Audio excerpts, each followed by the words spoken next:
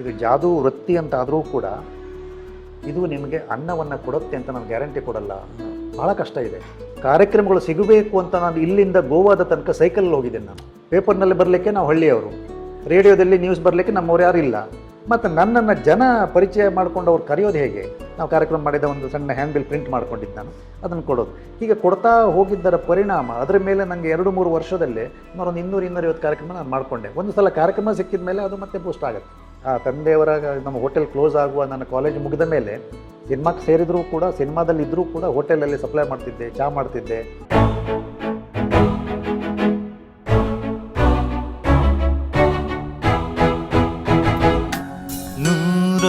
ನೂರೊಂದು ನೆನಪು. ಸಕಲೇಶಪುರ ನೀವು ಹೇಳಿದ ಕರೆಕ್ಟ್. ಅಲ್ಲಿ ಟೌನ್ ಹಾಲ್ನಲ್ಲಿ 2 ದಿನದ ಕಾರ್ಯಕ್ರಮ, ಅದು ಬೆನಿಫಿಟ್ ಶೋ, ಅಂದರೆ ಜನ ದುಡ್ಡು ಕೊಟ್ಟು ಕಾರ್ಯಕ್ರಮಕ್ಕೆ ಬರಬೇಕಂತ ಕಾರ್ಯಕ್ರಮ. ನಾನು ಪ್ರಚಾರಕ್ಕಾಗಿ ಆ ಸಂಯೋಜಕರ ಜೊತೆಗೆ ಅವರಿಗೊಂದು ವಿಶೇಷ ಇದು ಕೊಡ್ತೀನಿ. ನೀವು 2 ದಿನದ 4 ಕಾರ್ಯಕ್ರಮ ಅಂತ ಆದರೆ ನಿಮಗೆ ಮುಂಚಿನ ದಿನ ಕಾರ್ಯಕ್ರಮ ಆರಂಭಕ್ಕೆ ಮೊದಲು ಒಂದು ಅರ್ಧ ಅಥವಾ 1 ಗಂಟೆ ನಿಮ್ಮ ಪ್ರಮುಖ ಬೀದಿಯ, ನಿಮ್ಮ ಪೇಟೆಯ ಊರಿನ ಪ್ರಮುಖ ಬೀದಿಯಲ್ಲಿ ನಾನು ಕಣ್ಣು ಕಟ್ಟಿ ಬೈಕ್ ಸವಾರಿ ಮಾಡ್ತೇನೆ. Complementary offer. ನಿಮಗೆ ಅದು ಬೆನಿಫಿಟ್ ಆಗ್ತದೆ ಪ್ರಚಾರ ದೃಷ್ಟಿಯಿಂದ ಅಂತೇಳಿ ಕೊಡೋದು ನಾನು. ಹಾಗೆ ಸಕಲೇಶಪುರದವ್ರು ಪಾಪ 2 ದಿನ ಭಾಳ ಗ್ರ್ಯಾಂಡಾಗಿ ಪ್ರಚಾರ ಕೊಟ್ಟು 2 ದಿನ ಹಾಲಲ್ಲೆಲ್ಲ ಮಾಡಿದಾಗ ಅವರಿಗೊಂದು ಕೊಡಬೇಕು ಅನಿಸಿದ್ದು. ಹಾಗೆ ಮುಂಚಿನ ದಿನ ಬೆಳಿಗ್ಗೆ ಒಂದು ರೌಂಡ್ ಸಕಲೇಶಪುರದ ಬೀದಿಯಲ್ಲಿ ಮೋಟ್ರ್ ಸೈಕಲ್ ಕುರುಡು ಸವಾರಿ ಅಂತ ಪ್ರಚಾರ ಮಾಡಿದ್ದಾರೆ. ಸಹಜವಾಗಿ ಎಲ್ರಿಗೂ ಅದೊಂಥರ ಆಶ್ಚರ್ಯ, ಒಂಥರ ಏನು ಹೌದು ಅಲ್ವೋ ಅಥವಾ ಅವನಿಗೆ ಕಾಣಿಸುತ್ತೆ, ಕೆಲವರು ದಿವ್ಯ ದೃಷ್ಟಿ ಅಂತಾರೆ, ಹೀಗೆ ಒಬ್ಬೊಬ್ಬರು ಅವರವರ ವ್ಯಾಖ್ಯಾನ. ಹೌದು ಯೋಚನೆ. ಪಾಪ ಅಲ್ಲಿ ಯಾರು ಇಬ್ಬರು ಹುಡುಗರು ಅವರೊಳಗೆ ಮಾತಾಡ್ಕೊಂಡಿದ್ದಾರೆ. ಅವನಿಗೆ ಕಾಣಿಸುತ್ತೆ ಅಂತ ಒಬ್ಬ, ಇಲ್ಲ ಅವನಿಗೆ ಕಾಣಿಸಲ್ಲ ಅದು ದೈವಿಕ ಶಕ್ತಿ ಅಂತ ಇನ್ನೊಬ್ಬ, ಅವನಿಗೆ ತೊಂದರೆ ಕೊಟ್ಟರೆ ಅವ್ನು ಬೀಳ್ತಾನೆ ಅಂತ ಒಬ್ಬರು, ಇಲ್ಲ ಅವನು ಬೀಳೋದಿಲ್ಲ ಅವನಿಗೆ ದೈವಿಕ ಶಕ್ತಿ ಉಂಟು, ಅವನಿಗೆ ಎಲ್ಲೋ ಒಂದು ಕಡೆ ಆ ಪವರು ಇದೆ ಅಂತ ಅವರಿಬ್ಬರು ಮಾತಾಡಿಕೊಂಡು ನಮಗೇನೂ ಗೊತ್ತಿಲ್ಲ. ಹಾಗೆ ನಾನು ಹೋಗಿ ಸಕಲೇಶಪುರದ ಕೊನೆಯ ಡೆಡ್ ಎಂಡಲ್ಲಿ ಬ್ರಿಡ್ಜ್ ಇದೆ, ಆ ಬ್ರಿಡ್ಜಲ್ಲೆಲ್ಲ ಟರ್ನ್ ಮಾಡಿ ವಾಪಸ್ ಬರುವಾಗ ನನಗೆ ಒಂದು ರೀತಿಯಲ್ಲಿ ಯಾರೋ ಇಬ್ಬರು ರೋಡಲ್ಲಿ ಬರ್ತಾ ಇದ್ದಾರಲ್ಲ, ಅಲ್ಲ ರೋಡಲ್ಲಿ ತುಂಬ ಜನ ಬರ್ತಾ ಇದ್ದರು ಕೂಡ, ಇವರು ಏನೋ ರೋಡಲ್ಲಿ ಇಡ್ತಾ ಇದ್ದಾರಲ್ಲ ಅಂತ ಅನ್ನಿಸ್ತಾ ಇದೆ. ನೋಡಿದ್ರೆ ಅವ್ರು ಈ ತರಕಾರಿ ಮಾರೋದೊಂದು ಅವಾಗೆಲ್ಲ ಬಾಕ್ಸಲ್ಲಿ ಬರ್ತಿತ್ತದು, ಈ ಟೊಮೆಟೊ ಹಣ್ಣುಗಳನ್ನೆಲ್ಲ ಒಂದು ಸಣ್ಣ ಬಾಕ್ಸಲ್ಲಿ. ಆ ಬಾಕ್ಸನ್ನು ತಂದು ಇವ್ರು ನಾನು ಎಲ್ಲಿ ಬರ್ತೀನಿ ಅಂತ ನೋಡ್ತಾ ಇರ್ತಾರೆ. ಅಂದರೆ ಅಲ್ಲಿ ಇಡಬೇಕು ಅಂತ ಒಬ್ಬನ ಐಡಿಯಾ. ಸರಿ ಬರೋದು ಐಡಿಯಾ ನೋಡಿದ್ದಾರೆ, ಒಂದು ಬಾಕ್ಸ್ ಅಡ್ಡ ಇಟ್ಟಿದ್ದಾರೆ. ನಮಗೆ ತಮ್ಮ ಶಕ್ತಿ, ರೋಡಲ್ಲಿ ಜನರು ಬರ್ತಾರೆ, ಆಟೋ ರಿಕ್ಷಾ ಬರುತ್ತೆ, ಎತ್ತಿನ ಗಾಡಿ ಬರುತ್ತೆ, ಏನೋ ಬರುತ್ತೆ, ನಾವು ಹಾಗೆ ತೇಲಿಸ್ಕೊಂಡು ಹೋಗುವ ಹಾಗೆ ಇವರೇನೋ ಬಿಸಿಲಿಗೇನೋ ಇಟ್ಟಿರ್ಬೇಕು ಪಾಪ ನಮ್ಗೆ ಯಾಕದು ಅಂಥೇಳಿ ನಾನು ಹೀಗೆ ಆ ಬಾಕ್ಸನ್ನು ತೇಲಿಸ್ಕೊಂಡು ನನ್ನ ಪಾಡಿಗೆ ನಾನು ಹೋದೆ. ನನಗೆ ಅವರ ಸ್ಪರ್ಧೆಯೋ ಅವರ ಗೊತ್ತಿಲ್ಲ, ನನಗೇನೋ ಗೊತ್ತಿಲ್ಲ. ನನಗೆ ನನ್ನ ಪ್ರಚಾರ, ಅವರ ಪ್ರಚಾರಕ್ಕೆ ಓಡಾಡಿದವನಿಗೆ ಹೀಗೆ ತೇಲಿಸ್ಕೊಂಡು ಹೋದೆ. ಕಾರ್ಯಕ್ರಮ ಆಯಿತು. ಟೌನ್ ಹಾಲ್ನಲ್ಲಿ ಬಂದು ಎಲ್ಲ ಮತ್ತೆ ಜನ ಎಲ್ಲ ಅದ್ರ ಗಂಟು ಎಲ್ಲ ಕಟ್ಟಿದ್ದೆಲ್ಲ ಬಿಡಿಸಿದರು. ಕಾರ್ಯಕ್ರಮ ಸಕ್ಸಸ್ ಆಯಿತು ಅಂತೆಲ್ಲ ಮಾಲೆಗೆಲ್ಲ ಹಾಕಿ ನಾನು ಹೋಟೆಲ್ ರೂಮಿಗೆ, ನಮಗೊಂದು ರೂಮ್ ಪಕ್ಕದಲ್ಲಿ ಕೊಟ್ಟಿದ್ದರು. ಸರಿ ಮತ್ತೆ ಸಂಜೆ ಕಾರ್ಯಕ್ರಮಕ್ಕೆ ರೆಡಿ ಆಗಬೇಕು ಅಂತ ರೂಮಿಗೆ ಬಂದೆ. ರೂಮಿಗೆ ಬಂದು ಮತ್ತೆ ಸ್ನಾನ ಗಿನ ಮಾಡಿ ಫ್ರೆಶ್ ಆಗಿ ಒಂದು ಟೀ ತರ್ಸ್ಕೊಂಡು ಕುಡಿಯುವಾಗ ಹೊರಗಿಂದ ಟಕ ಬೆಲ್ ಆಗ್ತಾ ಇದೆ ಡೋರು. ಯಾರು ಬಂದಿರ್ಬೋದು, ನಮ್ಮ ಹುಡುಗನಿಗೆ ಕೇಳು ಯಾರು ಬಂದು ನೋಡು. ಓಪನ್ ಮಾಡಿದ್ರೆ ಇಬ್ಬರು ಬಂದಿದ್ದಾರೆ. ಅವ್ರು ಒಳಗೆ ಬಂದರು. ಏನು, ನಾವು ಸಕಲೇಶಪುರದವರೇ, ನಿಮ್ಮ ಅಭಿಮಾನಿಗಳು ಸರ್, ನಾನು ಇವತ್ತಿನಿಂದ ನಿಮ್ಮ ಕುರುಡು ಸವಾರಿ ಮಾಡಿದ್ರಲ್ಲಿ ನಾವು ತುಂಬ ನೋಡಿದ್ದೇವೆ, ನಾವಿಬ್ಬರು ನಿಮ್ಮ ಬೆನ್ನಿಂದೆಲ್ಲ ತಿರುಗಾಡಿ ನಿಮ್ಮನ್ನು ಪರೀಕ್ಷೆ ಮಾಡಬೇಕು ಅಂತ ಸುಮಾರು ನಾವು ಅಭ್ಯಾಸ ಮಾಡಿದವರು. ಹಾಗೆ ಎದುರುಗಡೆಗೆ ನಾವು ಒಂದು ಬಾಕ್ಸ್ ಇಟ್ಟರೆ ನೀವು ಅದಕ್ಕೆ ತಾಗಿ ನೀವು ನಿಲ್ತೀರಿ ಅಥವಾ ಬೀಳ್ತೀರಿ ಅಂತ ನಾವು ಸ್ಪರ್ಧೆ ಕಟ್ಕೊಂಡವರು ಸರ್. ಬಟ್ ನೀವು ನೋಡಿದ್ರೆ ನಿಮಗೆ ಅದು ಬಾಕ್ಸು ಇಟ್ಟರೂ ಅದನ್ನು ಹೀಗೆ ಮಾಡಿ ತೇಲಿಸ್ಕೊಂಡು ಹೋದ್ರಲ್ಲ, ಹಾಗಾಗಿ ನನಗೆ ಭಾಳ ಆಶ್ಚರ್ಯ ಆಯಿತು. ಅದಕ್ಕೆ ನಾವು ಇಬ್ಬರೂ ಸ್ಪರ್ಧಿಗಳೇ. ನೀವು ಬೀಳ್ತೀವಿ ಅಂತ ಹೇಳಿದವನು, ನೀವು ಬೀಳಲ್ಲ ಅಂತ ಹೇಳಿದವರು. ಹಾಗೆ ನಾವಿಬ್ಬರೂ ಇವತ್ತು ಸೋತಿದ್ದೇವೆ ಅಂತ ಹೇಳ್ಕೊಂಡು ಅವರಿಬ್ಬರೂ ಬಂದು ನಮಗೆ ಒಂದು ಸ್ವೀಟ್ ಬಾಕ್ಸ್ ತಂದಿರೋರು, ಪೇಡ ಎಲ್ಲ ತಂದು ಕೊಟ್ಟು, ಅಂದರೆ ಅವರ ಸ್ಪರ್ಧೆ, ಅವರ ಪರೀಕ್ಷೆಗಳು ನನಗೆ ಅವರು ಅಭಿಮಾನಿಯಾಗಿ ಬದಲಾಗಿ ಇವಾಗ ಸಕಲೇಶಪುರ ಅಂದಾಗ ನಂಗೆ ಅಷ್ಟು ಕತೆ ನೆನಪಾಗತ್ತೆ ಈಗ. ಸೂಪರ್. ಹೌದು. ಬಟ್ ಅಂದರೆ ಈ ಥರದ್ದು ಅಂದರೆ ಮ್ಯಾಜಿಕಲ್ಲು ಈ ಥರ ಈ ಕೆಲವು ವಿತಂಡವಾದಗಳು ಈ ಥರ ಪ್ರಶ್ನೆ ಕೇಳೋದು ಯಾಕಂದರೆ ಇರುತ್ತೆ. ಯಾಕಂದರೆ ನಾವು ಮ್ಯಾಜಿಕ್ ಅಂದರೆ ನಮ್ಮಲ್ಲಿ ಈಗ ಬ್ಲ್ಯಾಕ್ ಮ್ಯಾಜಿಕ್ಕು, ಒಂಥರ ಈ ಮೋಡಿ ಮಾಡಿ ಹಾಕ್ತಾನೆ ಅಥವಾ ಆ ಥರದ್ದೆಲ್ಲ ಕೇಳಿ ಬಂದವ್ರು ನಾವು. ಇನ್ಯಾವುದೋ ಒಂದು ಕವಡೆ ಹಾಕಿ ಇನ್ಯಾರಿಗೋ ಮಾಡಿ ಈ ನಿಮ್ಮ ಕುತಂತ್ರದ್ದೆಲ್ಲ ಮಾಡ್ತೇವೆ ಅಂತೆಲ್ಲ ಕೇಳಿದ್ರಿಂದ ಮ್ಯಾಜಿಕ್ಕಲ್ಲಿ ಏನೇನೋ ಅರ್ಥಗಳು ಇವೆ. ಬಟ್ ನಾವು ಮಾಡೋ ಮ್ಯಾಜಿಕ್ ಪಕ್ಕಾ ಮನೋರಂಜನೆ ಮ್ಯಾಜಿಕ್. ನಮ್ಮದಲ್ಲಿ ಇದೆಲ್ಲ ದೈವಿಕ ಶಕ್ತಿ ಇಲ್ಲ. ಸ್ಮಶಾನದಲ್ಲಿ ಬುರುಡೆ ಕೈ ವಶ ಮಾಡಿಕೊಂಡು ತಿಂಗಳಗಟ್ಟಲೆ ನೀವು ವ್ರತ ಮಾಡಬೇಕು ಅಂತಿಲ್ಲ. ನಮ್ಮ ಮ್ಯಾಜಿಕ್ ಅಂದರೆ ಪಕ್ಕ ಚಳಕ, ಎಂಟರ್ಟೈನ್ಮೆಂಟ್ ಮತ್ತು ಬರೀ ಬುದ್ಧಿಶಕ್ತಿ, ಕೈ ಚಳಕ ಮತ್ತು ಒಂದಿಷ್ಟು ರಹಸ್ಯಗಳ ಮೂಲಕ ನಿಮ್ಮ ಮನಸ್ಸನ್ನು ಇನ್ನೊಂದೆಲ್ಲೋ ಕಡೆಗೆ ಹಾರಿಸಿ ನಿಮ್ಮನ್ನು ಮಂಗನನ್ನಾಗಿ ಮಾಡ್ತೇವೆ ನಾವು. ಆದರೆ ನೀವು ಖುಷಿ ಪಡ್ತೀರಿ. ಇದು ಮ್ಯಾಜಿಕ್ನ ವಿಶೇಷ. ಬೇರೆ ಯಾವ ಕಲೆಗೂ ಆ ಗುಣ ಇಲ್ಲ. ನಿಮ್ಮನ್ನು ಮೋಸ ಮಾಡಿಯೂ ನಿಮ್ಮ ಮನಸ್ಸನ್ನು ರಂಜಿಸುವಂಥದ್ದು ನಾವು ಮಾತ್ರ. ಇಲ್ಲ, ಇವತ್ತು ನೀವು ವಿಷಯ ಹೇಳೋದಕ್ಕೆ ಸಾರಿ, ಒಂದು ನಿಮಿಷ ಸ್ನೇಹಿತರೆ, ನನ್ನ ಪರ್ಸ್ನಲ್ ಸ್ಪೇಸ್ ತೊಗೋತೀನಿ ಈ ಮ್ಯಾಜಿಕ್ ವಿಷಯದಲ್ಲಿ. ನಮ್ಮ ತಾಯಿಯವ್ರ ತಾಯಿ, ನಮ್ಮ ಅಜ್ಜಿ ಸರ್, ಅವರು ನನ್ನ ಸಾಕಿದ್ದು ಮೈಸೂರಲ್ಲಿ, ನಮ್ಮದು ಮೈಸೂರು. ಅವ್ರಿಗೆ ಈ ಸ್ಟ್ರೋಕ್ ಆಗೋಯ್ತು, ಪ್ಯಾರಲಿಸಿಸ್ ಅಟ್ಯಾಕ್ ಆಗೋಯ್ತು. ತೋರಿಸ್ದೇ ಇರೋ ಡಾಕ್ಟ್ರ್ ಇಲ್ಲ. ಬೇಸಿಕಲಿ ನಾವು ಬ್ರಾಹ್ಮಣ್ ಕಮ್ಯುನಿಟಿಯವರು. ಯಾರೋ ಹೇಳಿದ್ರು ಈ ಕಡೆ ಚನ್ನಪಟ್ಟಣ, ಆ ಕಡೆ ಈ ಪಾರವಾಡದೇನೋ ಕೊಡ್ತಾರೆ ಪಾಪ, ಅದನ್ನು ಕೂಡ ನಮ್ಮ ಅಜ್ಜಿ ಟ್ರೈ ಮಾಡಿದ್ರು. ಪಾಪ ನಮ್ಮ ಕಮ್ಯುನಿಟಿಲಿ ತಿನ್ನೋ ಆಗಿಲ್ಲ, ಬಟ್ ಹೆಲ್ತ್ ತಿನ್ನಬೇಕು ಅಂತ ನಮ್ಮ ಕೊಡಿಸಿದ್ವಿ, ತಿಂದರು, ಏನು ಪ್ರಯೋಜನ ಆಗಿಲ್ಲ. ನಮ್ಮಮ್ಮ ನನ್ನ ಜ್ಞಾಪಕ ಬಂದರು ನೀವು ಹೇಳಿದಾಗ, ಎಷ್ಟು ಮುಗ್ದೆ ಅಂದರೆ ನಮ್ಮ ತಾಯಿ ನನ್ನನ್ನು ನನಗೆ ಪುಟ್ಟು ಅಂತ ಕರೆಯೋದು ಮನೆಯಲ್ಲಿ. ನಿನ್ನ ಶೇಷಾದ್ರಿಪುರಮಲ್ಲಿ ಲಿಂಕ್ ರೋಡಲ್ಲಿ ಯಾರೋ ಒಬ್ಬರು ಮೆಜಿಷಿಯನ್ ಇದ್ದಾರಂತೆ, ಅವ್ರ ಮನೆಗೆ ಕರ್ಕೊಂಡೋಗಿ ನಾನು ಅವಾಗ ಫಾರ್ಮಸಿ ಓದ್ತಾ ಇದ್ದೆ, ಫಸ್ಟ್ ಇಯರ್ ಫಾರ್ಮಸಿ ಓದ್ತಾ ಇದ್ದೆ. ಏನಕ್ಕಮ್ಮ, ನೀ ಕರ್ಕೊಂಡೋಗು ಹೇಳ್ತೀನಿ. ನಮ್ಮಮ್ಮ ಬಂದು ಆ ಮೆಜಿಷಿಯನ್ ಹತ್ರ ನಿಂತರನೇ, ಒಬ್ಬ ಮಹಾನ್ ವ್ಯಕ್ತಿಯವರು, ಮಹಾನ್ ಮಂಜುನಾಥ್ ಅಂತ, ಅವ್ರು ಹೋಗ್ಬಿಟ್ಟು ನಮ್ಮಮ್ಮ ಕಾಲಿಗೆ ಬೀಳ್ತಾ ಇದ್ದಾರೆ. ನಾನು, ಅಮ್ಮ ಏನು, ನನಗೆ ಗೊತ್ತಿಲ್ಲ ಏನು ಅಂತ. ಸರ್ ನೀವು ಮ್ಯಾಜಿಕ್ ಮಾಡ್ತಿರಲ್ಲ ಸರ್, ನಮ್ಮ ತಾಯಿಗೆ ಸ್ಟ್ರೋಕ್ ಆಗ್ಬಿಟ್ಟಿದೆ, ನೀವು ಮ್ಯಾಜಿಕ್ ಮಾಡೋದನ್ನ ತೆಗಿಬೋದಾ? ಗೊತ್ತಿಲ್ಲ ನಮಗೆ ಇದು ಟ್ರಿಕ್ಕು, ಇದ್ರ ಆವತ್ತು ನನಗೂ ಆ ಬುದ್ಧಿ ಇಲ್ಲ. ನಮ್ಮಮ್ಮ ಬ್ಯಾಂಕಲ್ಲಿ ಆಫೀಸರ್ ಆಗಿದ್ರು, ಅವ್ರಿಗೆ ಇವೆಲ್ಲ ಗೊತ್ತಿಲ್ಲ. ಮ್ಯಾಜಿಕ್ ಥರ ಏನೋ ಹಿಂಗಂದ್ರೆ ಅವ್ರ ಕಾಲು ಸೆಲ್ ಹೋಗ್ಬಿಡತ್ತೆ ಅಂತ. ಅವ್ರು ಇಲ್ಲಮ್ಮ, ನೀವು ಹೇಳಿದ್ದು ನನಗೆ ಅವ್ರ ಜ್ಞಾಪಕ ಬಂದರು. ಇದು ನಾವು ಮನೋರಂಜನೆಗೆ ಮಾತ್ರ ಮಾಡೋದು, ಇದು ಯಾವುದೋ ಬ್ಲ್ಯಾಕ್ ಮ್ಯಾಜಿಕ್ಕು ಮತ್ತೊಂದು ಅಲ್ಲ, ಈ ಥರ ಎಲ್ಲ ಹೋಗ್ಬಿಟ್ಟು ಯಾಮಾರಕ್ಕೆ ಹೋಗ್ಬೇಡಿ, ಜನ ನಿಮ್ಮನ್ನು ಮೋಸ ಮಾಡ್ತಾರೆ ಅಂತ ಹೇಳಿದ್ರು. ಸೊ ನನಗೆ ನೀವು ಹೇಳಿದ್ದು ನಂಗೆ ನನ್ನ ತಾಯಿ ಜ್ಞಾಪಕ ಬಂದರು. ಇಲ್ಲ, ಇದೆ ಸರ್, ನಮ್ಮಲ್ಲೂ ಕೂಡ ನಮ್ಗೆ ಅಮ್ಮ ಇದ್ದರು. ಹಳೆ ಮನೆಯಲ್ಲಿ ನಮ್ಮದೆಲ್ಲ ಆರಂಭ ಆದಾಗ ಒಬ್ಬರು ಒಂದು 24-25 ವರ್ಷದ ಹುಡುಗಿ, ಅವಳು ಇಲ್ಲೇ ಯಾವುದೋ ಪಕ್ಕದ ಊರಿನವಳಂತೆ. ಹುಡುಕಿ ಎಲ್ಲೋ ಕೇಳ್ಕೊಂಡು ಬಂದಿದ್ದಾಳೆ, ಜಾದೂಗಾರನ ಮನೆ ಹುಡುಕಿ ಬಂದಿದ್ದಾಳೆ.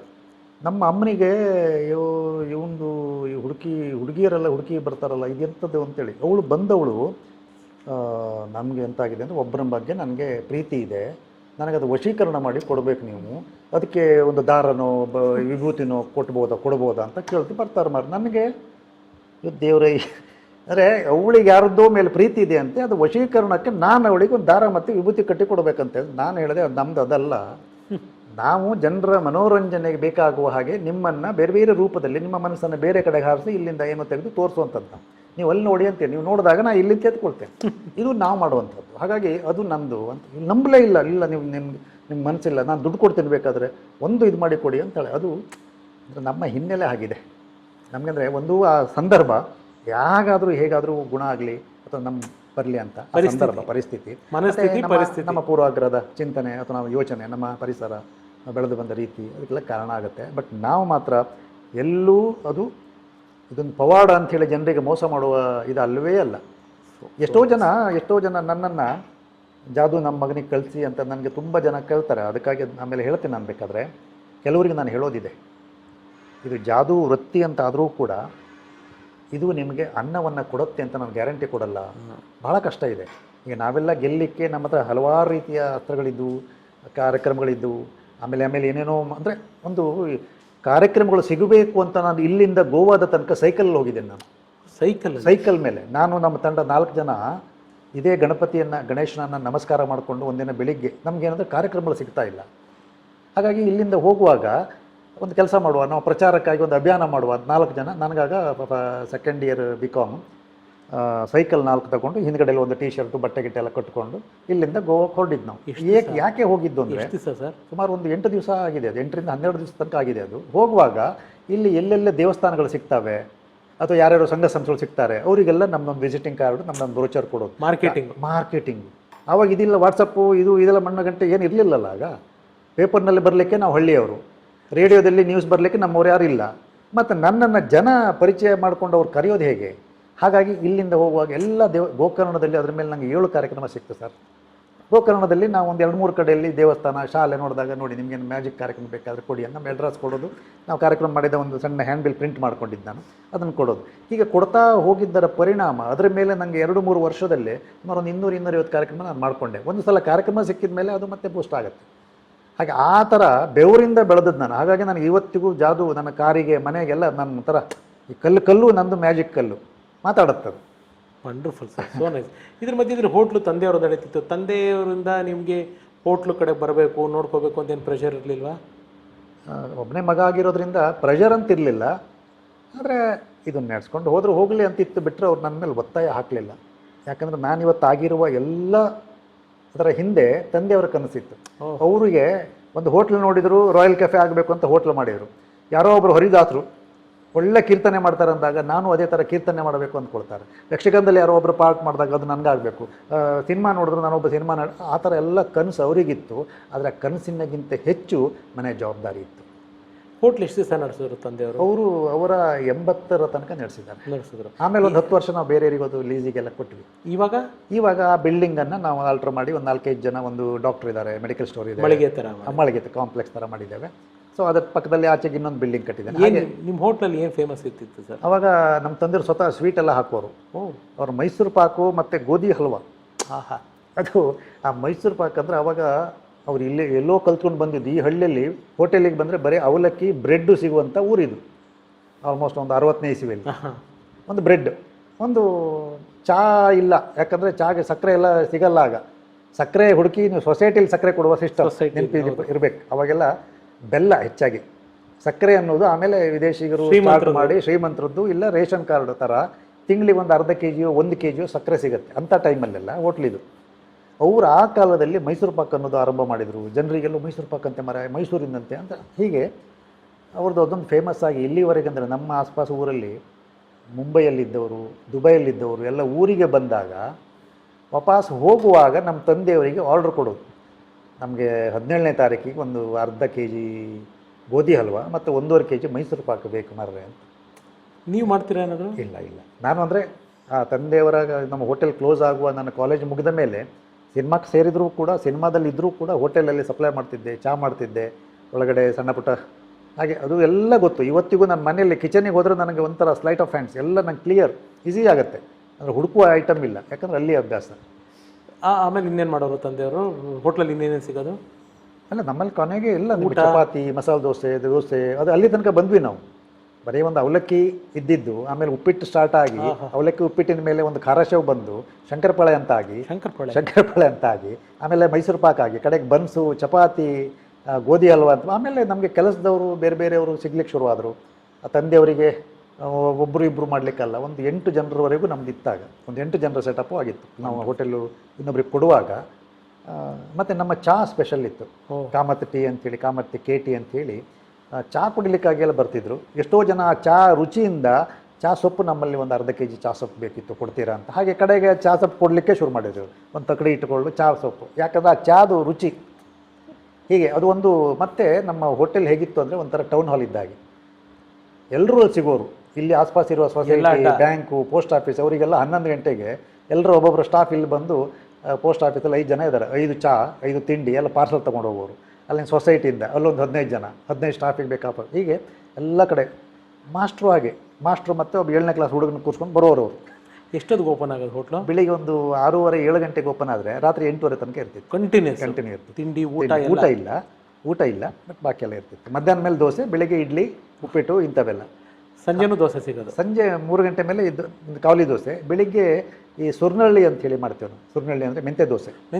ಹೌದು, ಅದು ಬೆಳಿಗ್ಗೆ ಇಡ್ಲಿ, ಮೆಂತ್ಯ ದೋಸೆ, ಉಪ್ಪಿಟ್ಟು, ಅವಲಕ್ಕಿ, ಬನ್ಸು, ಚಪಾತಿ ಇಲ್ಲದ್ರೆ ಪೂರಿ, ಈ ಥರದ್ದು ಮತ್ತೆಲ್ಲ ಡಬ್ಬಿ ತಿಂಡಿಗಳು. ಮಧ್ಯಾಹ್ನ ಮೇಲೆ ಒಂದು 3-3:30 ಮೇಲೆ ದೋಸೆ ಸ್ಟಾರ್ಟ್ ಆಗೋದು. ಮಸಾಲೆ ದೋಸೆ, ಅದರಲ್ಲಿ ತುಪ್ಪ ದೋಸೆ, ಖಾಲಿ ದೋಸೆಗೆಲ್ಲ ಖಾಲಿ ದೋಸೆ 2 ದೋಸೆ, ಒಂದು ಚಹಾ ತಗೊಂಡ್ರೆ 75 ಪೈಸೆ ಆಗುತ್ತೆ. 75 ಪೈಸೆ ಒಂದು ಕಾಲ ಆಯಿತು. ಆಮೇಲೆ 1.5 2 ರೂಪಾಯಿ ಆಯಿತು. ಒಂದು ನಾವು ಮುಗಿಯುವಾಗಲೇ ಒಂದು 2.5 ರೂಪಾಯಿ ಕೊಟ್ಟರೆ 2 ಪ್ಲೇಟ್ ದೋಸೆ, ಒಂದು ಚಹಾ, ಒಂದು ಮೈಸೂರು ಪಾಕ್ ನಮಗೆ ಸಿಗ್ತಿತ್ತು ನಮ್ಮಲ್ಲಿ. Super sir. ಇಷ್ಟೆಲ್ಲ ನಡೀತಾ ಇರಬೇಕಾದ್ರೆ ಮ್ಯಾಜಿಕ್ನ ನೀವು ವೃತ್ತಿಯಾಗಿ ತಗೊಳ್ಳೋಂಥ ಒಂದು ಸಂದರ್ಭ. ಹೌದು. ಅದು ಯಾಕೆ ಅಂದರೆ BCom ಓದಿ ಬೇರೆ ಕೆಲಸಗಳು ಮಾಡಬೇಕು ಅಥವಾ ಬೇರೆ ಕೆಲಸಗಳನ್ನ ನಾನು ಪ್ರಯತ್ನ ಪಡ್ಬೋದು ಅಂತ ಪ್ರಯತ್ನ ಪಟ್ಟಿದ್ರೆ ನನಗೆ ಗೊತ್ತಿಲ್ಲ. ಪಟ್ಟಿದ್ದೇನೆ. ಅಯ್ಯೋ, ಡಿಗ್ರಿ ಆದಾಗ ಪ್ರೊಫೆಸರ್ ಶಂಕರ್ ನನ್ನ ಗುರುಗಳು ಮ್ಯಾಜಿಕ್ಕಿಗೆ. ಅವರ ಮ್ಯಾಜಿಕ್ಕಿನ ವಿಶೇಷತೆಯಿಂದ ಸಿಂಡಿಕೇಟ್ ಬ್ಯಾಂಕಲ್ಲಿ ಕೆಲಸ ಪಡೆದವರು. ನನಗದು ಹುಳ ಥರ ಡಿಗ್ರಿ ಇಲ್ಲ, PUC ಯಲ್ಲೆಲ್ಲ ಕಲ್ತ್ಕೊಂಡು ಡಿಗ್ರಿಯಲ್ಲಿ ಮಾರ್ಕ್ಸು ಚೆನ್ನಾಗಿದೆ, ನಾನು ಬ್ಯಾಂಕಿಗೆ ಯಾಕೆ ಸೇರಬಾರ್ದು, ನನಗೆ ಅರ್ಹತೆ ಇದೆಯಲ್ಲ, ಎಕ್ಸ್ಟ್ರಾ ಕರಿಕ್ಯುಲರ್ ನಾನು ಇದನ್ನು ಮಾಡ್ತೀನಲ್ಲ ಅಂತ ನಾನು ಕೇಳಿದ್ದೆ. ಕರ್ನಾಟಕ ಬ್ಯಾಂಕಿಗೆ ಅಲ್ಲಿ ಡೈರೆಕ್ಟರ್ಸ್ ಮೀಟಿಂಗ್ ಇದ್ದಾಗ ಹೋಗಿದ್ದೆ. ನನ್ನ ಬಯೋಡೇಟಾ ತಗೊಂಡು, ನನ್ನ ಸಾಧನೆಯ ಫೈಲ್ ತಗೊಂಡು ಹೋಗಿದ್ದೆ. ಡೈರೆಕ್ಟರ್ಸ್ ಎಲ್ಲ ನೋಡಿ, ನಿಮ್ಗೆ ಅರ್ಹತೆ ಇದೆ, 100ಕ್ಕೆ 100 ನಿಮಗೆ ನಾವು ಕೆಲಸ ಕೊಡ್ತೇವೆ. ಒಂದೇ ಒಂದು ನೀವು ಮಾಡಬೇಕಾಗಿದ್ದು, ಬ್ಯಾಂಕ್ ಎಕ್ಸಾಮಿನೇಷನ್ ಅಂತ ಶುರುವಾಗಿದೆ. ಅದು ಪಾಸ್ ಆಗದೆ ನಾವು ತಗೊಳ್ಳುವಂಗಿಲ್ಲ. ತಗೊಂಡ್ರೆ ನಿಮಗೆ ಡೈಲಿ ಸಂಬಳದಲ್ಲಿ ತಗೊಳ್ಬೇಕು. ಡೈಲಿ ವೇಜಸ್ಸಲ್ಲಿ. ಹಾಗಾಗಿ ನೀವು ಅದನ್ನು ಪಾಸ್ ಮಾಡಿಕೊಳ್ಳಿ. ಎಕ್ಸಾಮ್ ಒಂದು ಪಾಸ್ ಮಾಡಿದರೆ ಮತ್ತೆ ಇಂಟ್ರ್ಯೂ ಏನಿಲ್ಲ, ನೆಕ್ಸ್ಟ್ ಡೇ ಬ್ಯಾಂಕಿಗೆ ಸರಿ ಅಂತ ಬಂದೆ. ಬಂದ ಮೇಲೆ ಮತ್ತೊಂದು ನಾನು 2ನೇ ಡಿಗ್ರಿ ಸೆಕೆಂಡ್ ಇಯರ್ ಡಿಗ್ರಿಯಲ್ಲಿ ಬ್ಯಾಂಕಿನ ಕೆಲಸಕ್ಕೆ ನಾನು ಕೇಳಿದ್ದು. ಆಮೇಲೆ 1 ವರ್ಷ ಓಡಾಟ ಮಾಡಿ ಫೈನಲ್ ಇಯರ್ ಆದ ಕೂಡಲೇ ಬ್ಯಾಂಕು ಅಂತಲೇ ತಲೆಯಲ್ಲಿತ್ತು. ಹೋಟೆಲ್ಲು ಚೆನ್ನಾಗಿ ನಡೀತಾ ಇತ್ತು. ಆದರೆ ಏನಂದರೆ ಹೋಟೆಲಲ್ಲಿ ಬೆಳಗ್ಗಿಂದ ಸಂಜೆವರೆಗೂ ತಂದೆಯವರು ಬೆವರನ್ನ ನೋಡ್ತಾ ಇದ್ದೆ. ಒಂದು ಕ್ಷಣ ರೆಸ್ಟ್ ಅಂತಿಲ್ಲ. ಮಧ್ಯಾಹ್ನ ಊಟ ಮಾಡಿದವರು ಒಂದು 5 ನಿಮಿಷ ಮಲಗೋದಕ್ಕೂ ಅವ್ರಿಗೆ ಆಗ್ತಾಯಿಲ್ಲ. ಬರೀ ಒಂದು ಹೊಟ್ಟೆ ಹೊರಿಬೇಕು, ಸಂಸಾರ ನಡೆಸೋದಕ್ಕೆ ಇಷ್ಟು ಕಷ್ಟಪಡ್ತಾರಲ್ಲ. ಈಗ ನಾನು ಹಾಗೆ ಪಡಬೇಕಾ ಅಥವಾ ಪರ್ಯಾಯವಾಗಿ ಏನಾದರೂ ಐಡಿಯಾ ಮಾಡಬೇಕಾ, ಹೀಗೆ ನನಗೆ ಬಂತು. ಮತ್ತು ನಮ್ಮದು ಈ ಮ್ಯಾಜಿಕ್ಕು, ಈ ಸಂಗೀತ ಇದೆಲ್ಲ ಬೇರೆ ಇತ್ತಲ್ಲ, ಇದು ಅದು ಸೆಟ್ ಆಗುತ್ತೋ ಇಲ್ಲವೋ ಆ ಕನ್ಫ್ಯೂಷನ್ ಇತ್ತು ನನಗೆ. ಏನೂ ಇಲ್ಲದಿದ್ದರೆ ಅದಿದೆ ಅನ್ನೋದು ಪಕ್ಕ. ಹಾಗೆ ಫೈನಲ್ ಇಯರ್ ಆಗ್ತಾ ಇರಬೇಕಾದ್ರೆ ಕಾಶಿನಾಥ್ರು ಕರೆದ್ರಲ್ಲ, ಅದೇ ಅಲ್ಲಿಗೆ ನಿಮ್ಮ ಅರ್ಜಿಯನ್ನು ಪರಿಗಣಿಸಿ ನಿಮಗೆ ಆಸಕ್ತಿ ಇದ್ದರೆ ಇಂಥ ದಿನ ಸಂದರ್ಶನಕ್ಕೆ ಕರೆದಿದ್ದೇವೆ, 2 ಭಾವಚಿತ್ರದೊಂದಿಗೆ ನಿಮ್ಮ ಅಭಿನಯಕ್ಕೆ ಸಂಬಂಧಪಟ್ಟಿದ್ದನ್ನು ತಯಾರಿಸಿ ಬನ್ನಿ ಅಂತ ಏನೋ ಒಂದು ಮ್ಯಾಟ್ರ್ ಇದೆ. ಈಗ ಬೆಂಗಳೂರಿಗೆ ಹೋಗ್ಬೇಕಲ್ಲ ಮಾಡಿದ್ದೀವಿ. ಇದು ನಿರ್ದೇಶಕರ ಸಂಘ ಅಂದರೆ ಸಿನಿಮಾ ಅಂತಲ್ಲ, ಅಲ್ಲಿ ಹೋಗಿ ಅದು ಬರೇ ಒಂದು ಸಿಗುತ್ತೋ ಇಲ್ಲೋ ಏನೂ ಗೊತ್ತಿಲ್ಲ. ಮತ್ತು ಸಿನಿಮಾಕ್ಕೆ ಹೋಗೋದಕ್ಕೆ ಈಗ ಖರ್ಚಿಗೆ ದುಡ್ಡು ಬೇಕು. ಬೆಂಗಳೂರು ಹೋಗಿ ಬರೋದಕ್ಕೆ ಹೇಗೆ ಅರೇಂಜ್ ಮಾಡೋದು?